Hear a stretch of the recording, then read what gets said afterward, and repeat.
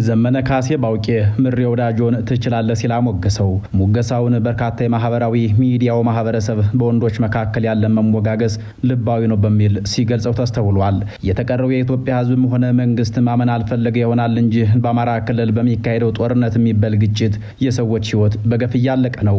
ውድ ተከታታይ ቤተሰቦቻችን በዚህ ዝግጅት ምዕራፍ መጨረሻ ላይ የአንዲት የአማራ እናትን ሲቃና ሮሮ እናስደምጣችኋለን። አብራችሁን ዝለቁም። የክልሉ ህዝብ ማህበራዊና ኢኮኖሚያዊ መሰረቶች ከሚታሰበው በላይ በመናድ ላይ ናቸው። ኢትዮጵያዊው በጠቅላላ ሞትን ወደ ቁጥር ቀይሮ እንደተላመደው ሁሉ ሰበር ዜናውንም ተላምዶታል። የሚገርም ባይሆንም በትናንትናው ዕለት ብቻ በምሬ ወዳጁ የሚመራው ምስራቅ አማራ ፋኖ ከፍተኛ የሆነ ድል አስመዝግቤያለሁ ብሏል። ይህ ጦርነት ዜና እየተፈሰረ ያለው በሀገሪቷ ማህበራዊም ፖለቲካዊም ኢኮኖሚያዊም ጭምር ወሳኝ በሆነው ማህበረሰብ መኖሪያ አካባቢ ነው። የአማራ ህዝብ የሀገሪቷን ኢኮኖሚ የሚመራውን ግብርና በማምረት የሚታወቅ ጠንካራ ማህበረሰብ ነው። የኢትዮጵያ ኢኮኖሚ 80% የሚያክለው የተመሰረተው በግብርናው ዘርፍ ላይ ሲሆን ግብርና ደግሞ ወቅትና ገበሬ የሚባሉ መሰረታዊ ፍላጎቶች ያሉት የኢትዮጵያ ኢኮኖሚ የጀርባ አጥንት ነው። የኢትዮጵያን ኢኮኖሚ ያጸናው የአማራ ገበሬ ዛሬ ታጣቂ ሆኗል። የኢትዮጵያ ኢኮኖሚ የጸናበት ግብርና ደግሞ የጦር ምሽግ ከሆነ 2 ዓመታት ያላነሱ ጊዜያቶች አልፈዋል። አገሬው ሲሸልል አንተምተው የሚል ዳኛ ጠፍቶ በሬውን ወሰደው ከቀንበሩ ፈቶ ይላል። ይህ ስንኝ ከበሬው ጋር መንፈሳዊ ቁርኝት አለው ለሚባለው የዚህ አካባቢ ገበሬ የመሸፈቱ አመላካሽ ስንኝ ነው። አብዛኛው የአማራ ህዝብ ጠንካራ የሚባል ገበሬ ነው። ገበሬ ደግሞ ጦርነቱንም ሆነ እርሻውን ከያዘው የሚይዘው ከልቡ ነው። መወላወል የሚባለው አስተሳሰብ በገበሬው ዘንድ በፍጹም የለም። የአማራ ገበሬ ጦርነትን ስራዬ ብሎ ከያዘው ድፍን 2 ዓመታት አልፈዋል። ጠቅላይ ሚኒስትር አብይ አህመድ እንዲሉት በአማራ ክልል የሚንቀሳቀሰውን የጽንፈኛ ኃይሉን ማጥፋትና መቆጣጠር ያስቸገረው ገበሬው በመደበቁ ነው። እንዲያ ከሆነ ገበሬው የጦርነቱ አካል ሆኗል፣ ማዕከልም ሆኗል ማለት ነው። ዛሬ ላይ የአማራ ገበሬ እየተዋጋ ያለው በራሱ በልጆቹም በአጎቶቹም ጭምር ነው። አንድ ቤት ውስጥ በአቤሬጅ ወይም በመቶኛ ቢሰላ ከ10 ቤት ውስጥ አንድ ወታደር፣ አንድ ፋኖ፣ አንድ ሚኒሻ ማውጣት ይቻላል። ሶስቱም ኃይሎች በተለያየ ፍላጎትና መስመር ውስጥ ሆነው መጨረሻው በማይታወቅ ጦርነት ውስጥ እየተላለቁ ናቸው።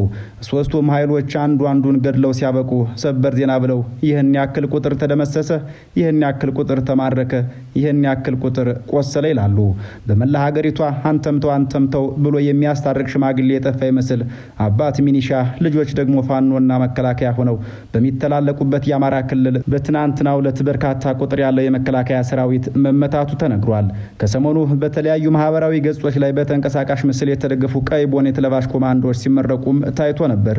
ይህንን አስገራሚ የሆነ ምስል አይተው አንዳንዶች በአርቲፊሻል ኢንተለጀንስ አማካኝነት ወይም በኤአይ የተሰራ ነው ሲሉ፣ ሌሎች ደግሞ ትክክለኛ የምስራቅ አማራ ፋኖ አፋብኃ ሰልጥኖ ያስመረቃቸው የምር ቀይ ቦኔት ለባሽ ኮማንዶዎች ናቸው በማለት ይሞግቱ ነበር። ጉዳዩን በትናንትናው ዕለት በምስራቅ አማራ ፋኖ በኩል ተገኘ ከተባለ ወታደራዊ ድል ጋር አያይዞ ለተመለከተው ግን በቅርቡ የታዩት ቀይ ቦኔት ለባሾች የአርቲፊሻል ኢንተለጀንስ ወይም ኤአይ ውጤት ሳይሆኑ እንደተባለው ምስራቅ አማራ ፋኖ ያስመረቃቸው ናቸው ብሎ ለመደምደም ያስችላል የሚሉ አካላትም ተበራክተዋል። ምክንያቱም በትናንትናው ዕለት በሰሜን ወሎና በደቡብ ወሎ አካባቢዎች በመንግስት ኃይሎችና በፋኖ ታጣቂዎች መካከል በነበረው ጦርነት የፋኖ ኃይሎች ከፍተኛ ድል መቀዳጀታቸው ተዘግቧልና ነው። በአማራ ፋኖ ምስራቅ አማራ ቀጠና ሚኒሊክ እዝ ከመከላከያ ሰራዊት ጋር በተደረገው ውጊያም ከ400 በላይ የመከላከያ ሰራዊቱ መገደላቸው የተነገረ ሲሆን ከ150 በላይ ወታደሮች ተማርከዋል ተብሏል። ከዚህ ባለፈም በርካታ የነፍስ ወከፍና የቡድን መሳሪያዎች በገፍ መማረክ መቻሉን ቡድኑ አስታውቋል። ከዚህ ድል ጋር በተገናኘ መልእክት ያስተላለፈው አርበኛ ዘመነ ካሴ ቤተ አማራ መንፈሱም መሳሪያውም የሰለጠነ ህዝብ ነው ሲል ተናግሯል። የአማራ ፋኖ ብሔራዊ ኃይል ምስራቅ አማራ ቀጠና ሚኒሊክ እዝ በአርበኛ አደም አሊ ስም በተለያዩ አካባቢዎች በከፈተው ዘመቻው ድል መቀዳጀቱን ምክንያት በማድረግ ነው አርበኛ ዘመነ ካሴ የወንዳ ወንድና የሙገሳ መልእክቱን ያስተላለፈው። የአማራ ፋኖ ብሔራዊ ኃይል ወይም አፋብኃ ምስራቅ አማራ ቀጠና ሚኒሊክ እዝ በአርበኛ አደም አሊ ስም የተሰየመ ዘመቻ በማወጅ በ5ቱም ኮሮች በተመሳሳይ ሰዓት ውጊያ በመክፈት በመንግስት ሰራዊት ላይ ከባድ ሰብአዊና ቁሳዊ ኪሳራ ማድረሱም ተነግሯል። አርበኛ ዘመነ ካሴ በመልእክቱ እውነትም ዓለም ሲሰለጥን ወለየን ይመስላል፣ ቤተ አማራ መንፈሱም መሳሪያውም የሰለጠነ ህዝብ ነው። የአማራ ፋኖ ብሔራዊ ኃይል ምኒልክ እዝ ድፍን አማራን አኩርታችኋል፣ ዋርካው ወታደራዊ ሰላምታዬን ባለህበት ይድረስህ በማለት ለምስራቅ አማራ ፋኖ አርበኛ ምሬ ወዳጆ ሰላምታውን አድርሷል። በትናንትናው የጦር ግንባር ውሎ መነጋገሪያ የሆነው ጉዳይ እና አርበኛ ዘመነ ካሴን ያስደሰተው ተጋድሎ ምስራቅ አማራ ላይ የተፈጸመው ደማቅ ታሪክ መሆኑን ፋኖ ይፋ አድርጓል። የአማራ ፋኖ ብሔራዊ ኃይል ምስራቅ አማራ ቀጠና ምኒልክ እዝ ትናንት መስከረም 14 ቀን 2018 ዓ.ም ከጠዋቱ 12 ሰዓት የተጀመረው ዘመቻው አርበኛ ደማሊ ወይም አባናደው በአምስቱም ኮሮችና በዙ ልዩ ዘመቻ ከፍተኛ ተጋድሎ በማድረግ አስደናቂ ድሎችን አስገኝቷል ብሏል። ምስራቅ አማራ ኮር 1 ሰሜን ወሎ ዞን ጉባ ላፍቶ ወረዳ በቅሎ ማነቂያና ዙሪያው ላይ ከፍተኛ ትንቅንቅ ያደረገ ሲሆን በዚህም በተለይ ቁልፍ ወታደራዊ ቦታ በሆነችው በቅሎ ማነቂያ ወሳኝ ድሎችን ተጎናጽፈናል ብሏል። ምስራቅ አማራ ኮር 1 ባለሽርጡ ክፍለ ጦር ደግሞ የደቡብ ወሎ ዞን ወረባብ ወረዳ መቀመጫ በሆነችው ቢስቲማ ከተማ በጉቢሳና በጉሃ በሰቀላና ቴውላ ዙሪያ ከፍተኛ ውጊያ ያደረጉ ሲሆን የጉቢሳ ምሽግ ተሰብሯል ሲል እዙ አስታውቋል። የወረዳው ዋና መቀመጫ የሆነውን ቢስቲማ ከተማን ሙሉ በሙሉ በፋኖ ቁጥጥር ስር ለማስገባት ከፍተኛ ተጋድሎ መደረጉንም እወቁልኝ ብሏል። የሀብሩ ወረዳ ቆላማ የአፋር አጎራባች አካባቢዎችን በመቆጣጠርና ህዝባዊ አስተዳደር የዘረጋው ባለሽርጡ ክፍለ ጦር ዛሬ የሐይቅ ደሴና ኮምቦልቻ ቆላማ አካባቢዎችን ከልጅ ኢያሱ ኮር ጋር ጥምረት በመፍጠር ወደፊት እየገሰገሰ እንደሚገኝ በፋኖ ታጣቂዎች በኩል የሚወጡ ዘገባዎች ያመላክታሉ። ይሁን እንጂ በተለይ በመንግስት በኩል የሚወጡ ዘገባዎች ደግሞ ከዚሁ በተቃራኒ ናቸው። በደቡብ ወሎና በሰሜን ወሎ አዋሳኝ አካባቢዎች የሰላም አማራጭ ባልተቀበሉ የጽንፈኛ ኃይሎች ላይ የማያዳግም እርምጃ ተወሰደባቸው ሲል የሰሜን ወሎ ብልጽግና ቅርንጫፍ ጽህፈት ቤት አስታውቋል። ትናንት መስከረም 14 ቀን 2018 ዓ.ም በሰሜን ወሎና በደቡብ ወሎ ዞን አዋሳኝ አካባቢዎች ራሱን ባለሽርጡ ብሎ የሚጠራው ዘራፊና ጽንፈኛ ቡድን ላይ በሀገር መከላከያ ሰራዊትና በጥምር ጦሩ የማያዳግም እርምጃ ተወስዶባቸዋል ሲል አስታውቋል። በሰሜን ወሎ ዞን ሀብሩ ወረዳ ኩልባይኔ መርኮታና ጊራና ፈጂ ቀበሌ ለመውረር የመጣው ጽንፈኛ ቡድን ላይ የተጠናከረ የህግ ማስከበር እርምጃ ተወስዶበት ሰፊና ሰብአዊ ቁሳዊ ጉዳት አስተናግዶ የጠላት የመዝረፍ ህልሙ ከሽፎበታል ሲልም በማህበራዊ ገጹ በኩል አስተላልፏል። ህልውናችን በተባበረ ክንዳችን በሚል በአማራ ፋኖ ብሔራዊ ኃይል ማዕከላዊ ኮማንድ አባል በሆነው አርበኛ ሄኖክ ደምሴ በወጣ መግለጫ ባቆምናትና በቆምንባት ሀገር ዳግም በነጻነት እንኖራለን ሲል ተደምጧል። ክቡራን ተመልካቾች ሙሉ መግለጫውን ሳንጨምር ሳንቀንስ እንደሚከተለው እናቀርበዋለን። የአብይ አህመድ ስርዓት የአማራን ህዝብ ከኢትዮጵያ ምድር ለማጥፋት ትናንትናችንን በተረት ተረት ዛሬያችንን በጦርነት ነጋችንን ደግሞ በባርነት ለመደምደም እየታተረ ይገኛል። ምንም እንኳን ጦርነት ህዝባችን የማይፈልገው ጉዳይ ቢሆንም የፋሽስቱን ስርዓት እየሰጠን አማራጭ ግን ሁለት ብቻ ነው። እሱም ለነጻነት መሰዋትን ወይም ባርነትን። ከባርነትና ከነጻነት አንዱን እንድንመርጥ ስለተገደድን ለነጻነታችን በክብር መቆምን ወይም በክብር መስዋዕትነት መቀበልን ምርጫችን አድርገናል። በዛሬው ዕለት የምስራቅ አማራ ቀጠና የአማራ ፋኖ ብሔራዊ ኃይል ምኒልክ እዝ ሰራዊት ጀብዱን በባርነት ከመሞት ይልቅ ለነጻነት በክብር መስዋዕትን በመረጠው ሰራዊታችን የተገኘ አስገራሚ የውጊያ ድል ነው።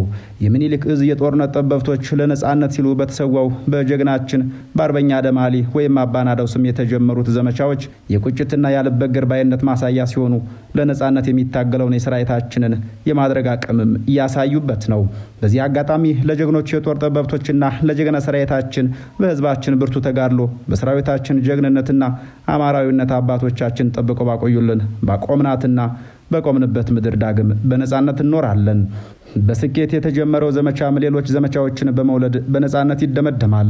የአማራ ህዝብ በኢትዮጵያ ምድር ከሰማይ በታች የሚታወቅ ያላየውና ያልቀመሰው የበደል አይነት የለም። ይህንን በደል የምንገረስሰው ደግሞ በእኛ በልጆቹ የተባበረ ክንድ ነው።